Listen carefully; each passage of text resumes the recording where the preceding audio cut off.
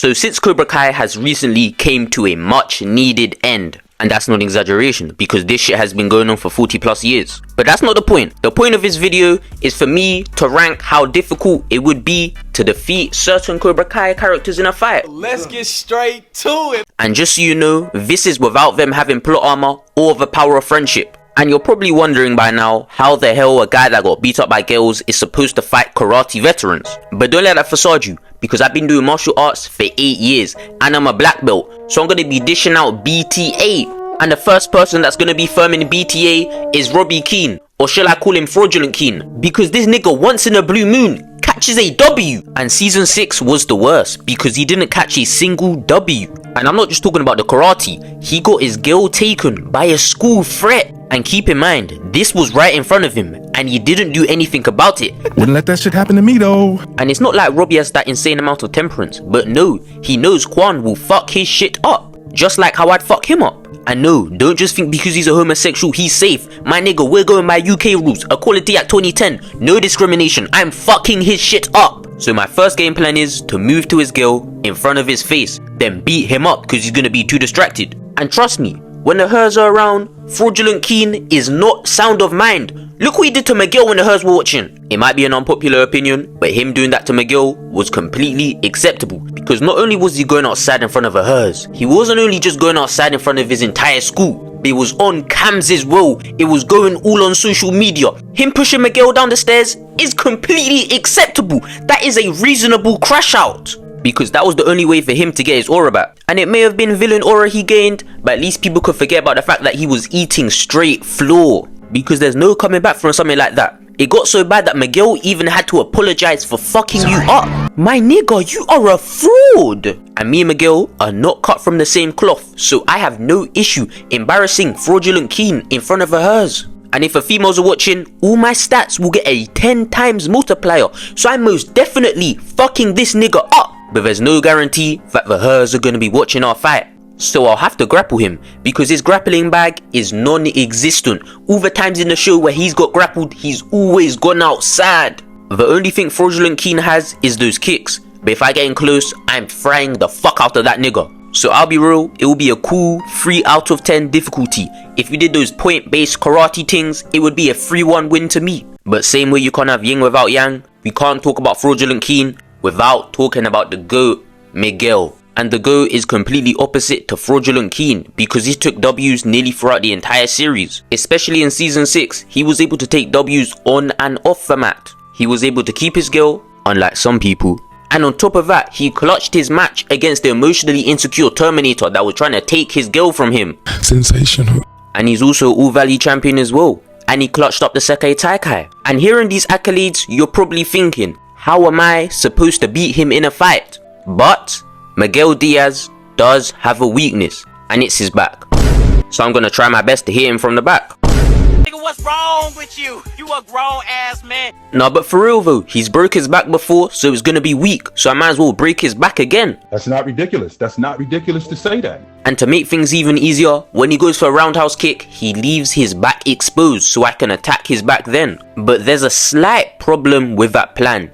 Because yes, I might be a black belt, but no, I am not no fighter. So I lack faith in the fact that I'm going to be quick enough to hit him in his back. So realistically, that roundhouse kick is going to knock me the fuck out. So realistically, Miguel is fucking my shit up. So it's going to be a difficult and strenuous 9.5 out of 10 difficulty for me. And believe me when I say, it only gets more difficult from here. Because having to fight a crash out like Quan is probably one of the peakest experiences in life. Because not only is his kicking ability a little bit too OP, but this nigga does not know when to back down. Like Quan fights like a guy who has nothing to lose. Like he must have got pressed by these 2 guys in his jungle dojo and he got pushed to the floor. But when I saw him hit the Gohan fist to the floor emote, I thought shit was sweet. I thought he was some type of pacifist that cared more about his education than actually fighting. But boy was I mistaken. Because that same night, he ran up on the 2 that pressed him earlier that day and some random guy and started fucking them up. Even the editors know he's on BT because there's no reason why all of his kicks should be slowed down like it's a Flight Reacts instant replay. Like I'm showing you, this Quan guy is a certified school threat. Look how he snatched that badge off that former #1. Like, this is literal proof that he will do anything to get his lick back. Like, I guarantee there is no reason why he wanted that badge. He knows damn well he's not no group leader, but he just took it to be spiteful. Like, bro was really ready to boost his KD to win a fight. Like I'm showing you, he takes this karate thing way too serious.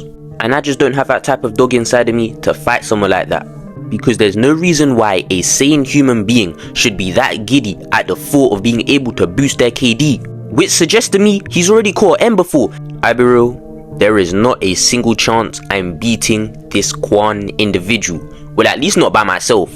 Because unless you're an emotionally insecure Terminator, it will not end well. And unfortunately, that's not me. So Quan, he is cooking me. 11 out of 10 difficulty. Okay, now let's get on to the insecure Terminator Axel. And I'll be honest, this Axel guy, he's taking my life. And I won't be able to do anything about it. This brother is low-key invincible. Like, look at how he ate this kick. Like, when I was watching the first 2 parts of season 6 of Cobra Kai, I generally thought my man's pain receptors weren't working properly. Because there's no way he just eats all these attacks like they're nothing. And look how he did Robby. And he did that shit twice, back to back. I don't care how much abuse his sensei put him through. There's no reason why a individual should be that strong. Like, bro's so strong, we have to rephrase the question. It shouldn't be a matter of how difficult would it be for me to beat him in a fight. But instead, we should be asking, could I survive a fight with him? Because that nigga is too strong. Because the second time he fought Robby, Robby had a whole training arc and he had plot armor. And Axel was still able to fuck his shit up. I'm just not finding an individual like that. Even if I had some weapons with me, I still could not beat him. Look how we did that Quan guy. He kicked the fuck out of him, committed manslaughter, and had no remorse. So that's no individual I want to fight. And if I ever do have to fight him, I would have to up my 9. And it would be the same situation if I ever had to fight Prime Hawk. Because that nigga there was straight devilish. Even the way he walked was ominous. Like, before he got nerfed, he was easily the strongest individual in that show. And there was no reason for him to pull up like this. When you have a Michael Myers type of entrance, you know you are tough. And keep in mind, the doors were closed, so that nigga must have just spawned in there and stood there on some maniacal shit. Like, he was really on some horror movie type of timing. His stage presence was unparalleled. Like, when bro was on the screen, I knew someone was about to get hurt, and it wasn't going to be him. Like, there was one time he broke into his karate ops house, threw a kid through a window, and fucked up the rest of his ops, even leaving one of them with CTE. And then once he saw his team was still OP, he decided to switch sides and beat his teammates up. He's Hall of Fame school threat, bro. Somebody, like, pay attention to him, bro. This dude is a weirdo, bro. So if I'm being all the way real, Prime Hawk is frying the fuck out of me. I don't even need to rate that shit. Hey, but your girl Moon, she fine as fuck. And since I'm Mr. Do Everything for the bitches, if she's watching the fight, I will get a 10 times stat boost. So I could decrease it to an 8 out of 10 difficulty for me. But I probably still lose. But win or lose, I'm taking your girlfriend afterwards. But Dimitri on the other hand, he can't hang with me. I will fuck his shit up. All he does is complain and make funny jokes. He has no noteworthy accolades. I will definitely fuck that nigga up. 1 out of 10 difficulty. So I might as well continue on with his winning streak and add in some cannon fodder like Bert. Who? And just so you know, I'm no diffing this kid. This 60-pound kid that gets pushed around on a windy day most definitely cannot hang with me. Nor can his Asian friend. Furthermore, I'll 2v1 these niggas. Just like that security guard did. Just spam back stiff arm and I'll be good. But now we got the cannon fodder out the way, we might as well go back to a real opponent. Like Kenny. I be real, Kenny tough. But don't let his crash outs on Anthony Versace. Because Anthony is a no diff opponent that I could one bang. But still, I'm gonna give credit where credit's due and say that Kenny is strong. Because he's fought some couple tough opponents and he was holding his own.